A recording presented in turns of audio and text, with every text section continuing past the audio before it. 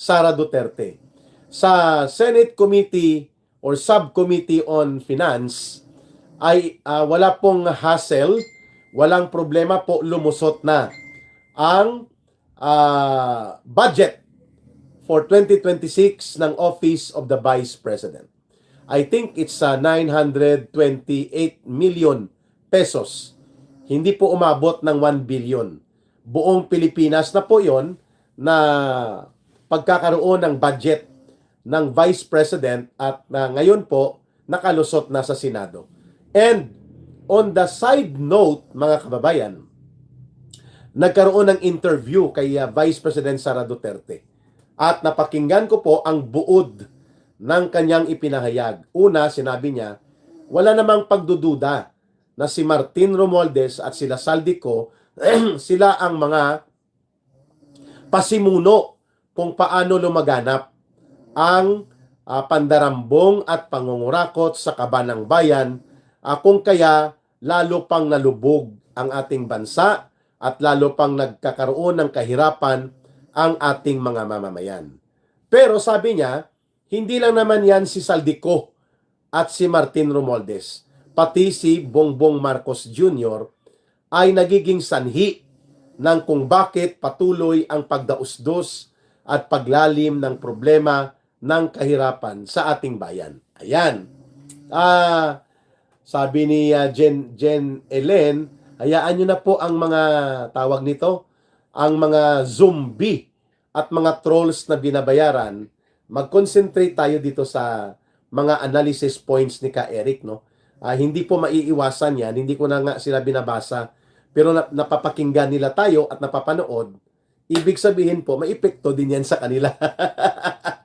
Samantalang sa atin, walang epekto yon, mga kababayan. Ano? Keep on sending your messages and your shout out, yung pagpapakulay po ninyo at ang inyong interactive messages. Okay?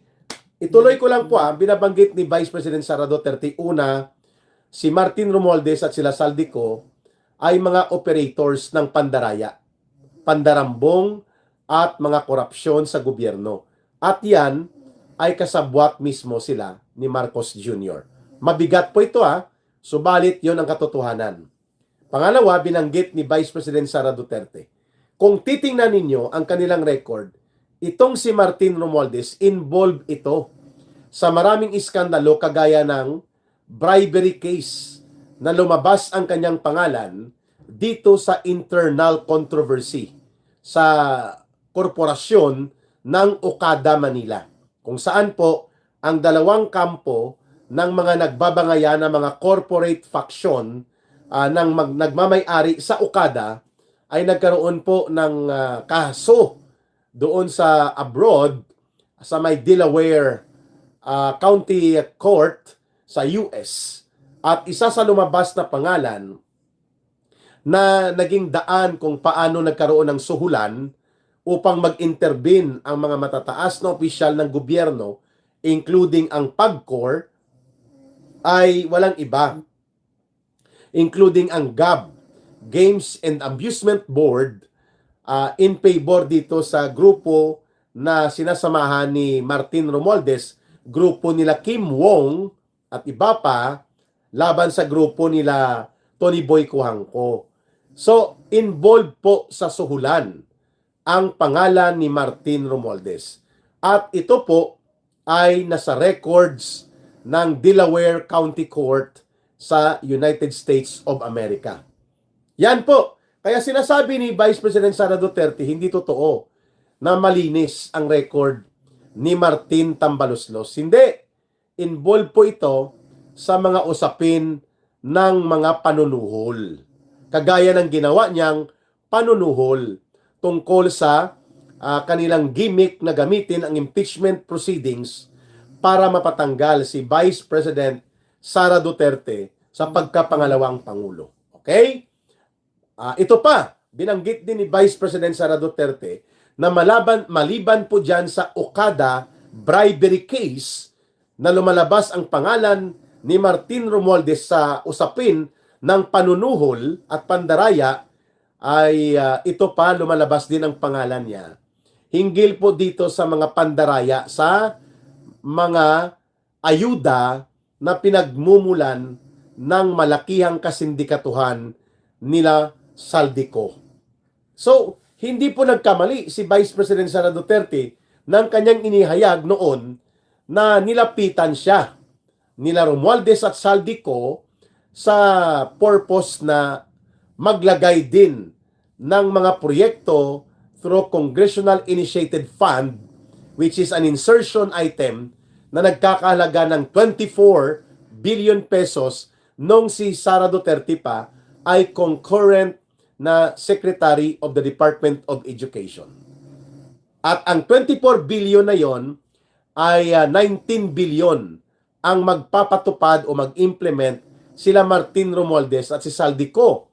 Ito lahat ay ibinunyag ni Sara Duterte way ahead pa bago ang drama-dramahan at gimmick ni Marcos na magkaroon nitong tinatawag na investigasyon hinggil sa maanomalya at very obvious na napapalibutan ng pandarambong na iskandalo hinggil po sa flood control projects. Way before mangyari po yan, ay nagkaroon na si Sara Duterte ng revelations na kinukumbinsi siya nila Marcos at nila Saldico, nila Romualdez at Saldico na ipasok at gawing parkingan. Ipaparking ang 24 billion pesos nila Saldico at Martin Romualdez at ang maiiwan lang kay Sara Duterte kapag kinuha nila ang 19 billion pesos na insertion ay 5 billion lang. Sila ang mag-implement, si Martin Romualdez at sila Saldico, ng nagkakahalagang 19 billion pesos na construction ng mga school buildings. Kung ito ay natuloy o hindi sa ilalim ni Secretary Angara, si Secretary Angara lang po ang makakapagsabi kung pinayagan niya na imaniobra nila Saldico, nila Romualdez at nila Marcos na makapasok ang mga proyekto na hindi pinayagan ni Vice President Sara Duterte. So that's second point. Third point po, ganito. Itong si Martin Romualdez, pasimuno ito ng maraming mga congressional insertions na itinuturo mismo ni Congressman Toby Chanco. At ito ang binabanggit ni Vice President Sara Duterte. Hindi naman gagawa ng kwento si Congressman Toby Chanco kung hindi totoo na si Saldico at si Martin Romualdez ay magkakasabwat sa sindikato na operations na ito. And of course, ang pinakasentrong mastermind, si Marcos Jr. This is the first time na talagang nagpahayag ang Vice Presidente na si Martin Romualdez at si Saldico, tauhan lamang yan at mga kasabwat lamang sila kay Marcos Jr. Sapagkat ang pinakasentro kung bakit nanumbalik po at muling lumaganap ang korupsyon ay sa kadahilan ng pinayagan ito at binigyan ng framework and legal basis ni Marcos Jr. by signing the so-called General Appropriations Act. 3. Budget cycles. Ayun.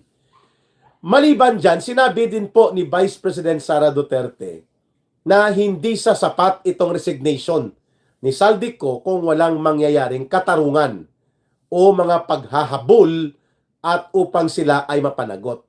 Kaya ko binanggit na hindi pa napapiring squad si Saldico ay dahil po sa binabanggit ko na sa China, nagdesisyon po ang Central Committee ng Chinese Communist Party government na ipiring squad at mamamatay ang kanilang dating Secretary or Minister of Agriculture dahil sa anomaliyang kinasasangkutan nito kung saan ay kanyang nilabag ang mga patakaran tungkol sa pagbabawal sa pangungurakot.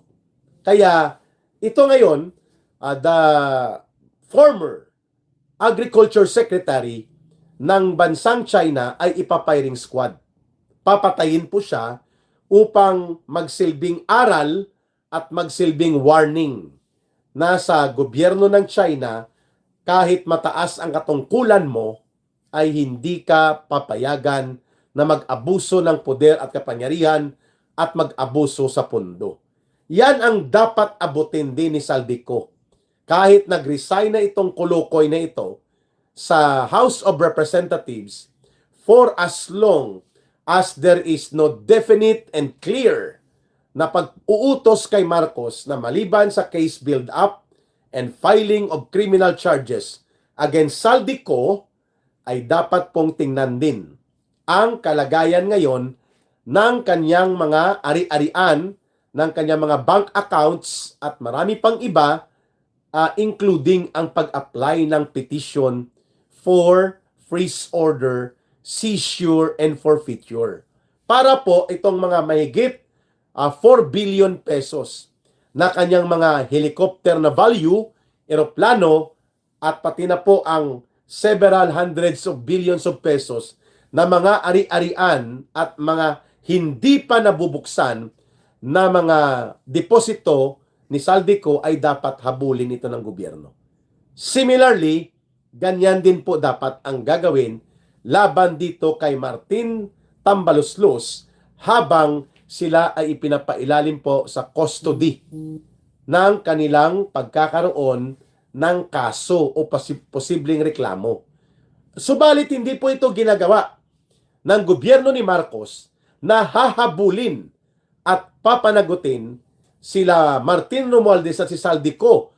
In fact, marami ang nagtuturo ng katotohanan na pinatakas, pinalayas ni Marcos. Sila Saldico, sina Dong Gonzales at iba pang mga kasabwat ni Martin Romualdez kasi kapag sila ay nagbigay ng testimonya at hindi kayang pilipitin ang kanilang mga testimonya, maliban po na lamang kung babalik ta rin ito ay nagpapakita na itong sila Saldico at sila Martin Romualdez po ay talagang pinakabuod ng malalaking sindikato na nag-ooperate ngayon sa ilalim ng gobyerno ni Marcos. Ayan. So maganda po itong pinuntuhan ni Vice President Sara Duterte na dapat magkaroon ng konkretong hakbang ang gobyernong Marcos upang dalhin na po sa Bar of Justice o sa timbangan ng katarungan itong si Romualdez at sila Saldico at mag-initiate na ng panimulang pag-confiscate sa kanilang ari-arian at sa kanilang mga bank account and deposits. And all of this can be done by Marcos sa iisang pagkautos lamang niya sa Anti-Money Laundering Council. Pwede pong mag-apply ka agad ng forfeiture, seizure, and temporary na pagpa-freeze order sa lahat ng accounts, deposits, foreign and domestic accounts nila Romualdez at nila Saldico at pati na ang mga ari-arian nila can be subjected to a procedure na pwedeng makialam na ang Anti-Money Laundering Council. Subalit hindi po ginagawa ni Marcos ito. Sapagkat ang layunin niya ay hindi naman talaga mapapanagot si Saldico o kaya sila Martin Romualdez.